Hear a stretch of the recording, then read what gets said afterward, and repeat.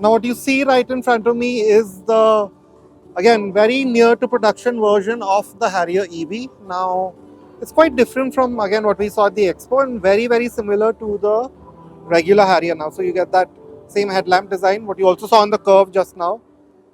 Same full width lighting, but of course the grille is now blanked out. You have these striations here, and the bumper too follows on from what the new Nexon EV is like, with these vertical and angular strakes.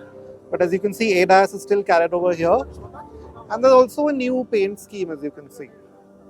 Now the Harrier is the next car after the Punch EV to be based on the Gen 2 Acti.EV architecture, and this time it's a dual motor all-wheel setup. So I'm presuming there's one motor here, another there.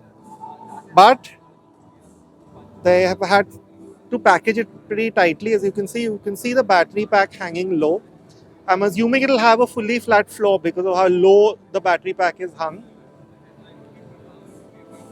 So yeah, the space and practicality, somewhat similar to how it was on the Punch EV, won't be affected on the inside all that much. Now in terms of outputs, since it's a dual motor setup, I'm assuming it'll be pretty powerful, so you can expect upwards of 200 PS easily, and maybe 500 or 600 Newton meters of torque. And since the battery pack also happens to be quite large, from at least from what I can see, it should be at least a 60-70 kilowatt hour battery pack. Range too should be about 500 kilometers, I'm hoping at least. And yeah, of course, you have those .EV badges and 19-inch alloys. Now they're the same size that you get in the Harrier Dark Edition, but of course, as you can see, aero-inspired, very different design here. But as you can see, the charge port is at the regular position, but like the Nexon EV, I'm assuming this will have a vehicle to load function as well. And down here at the back, again, very similar to the regular Harrier, but you have this, if you can see it, Harrier.EV badging. And the bumpers too, they have that similar striation, what we've seen in the Nexon EV with the silver finish.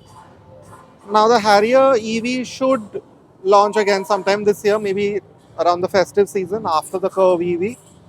And prices should be upwards of, since the regular Harrier is about 30 lakhs plus, you can expect 3 or 4 lakh premium over that. Let us know in the comments, do you think Tata has done a good job of converting the Harrier into an electric car?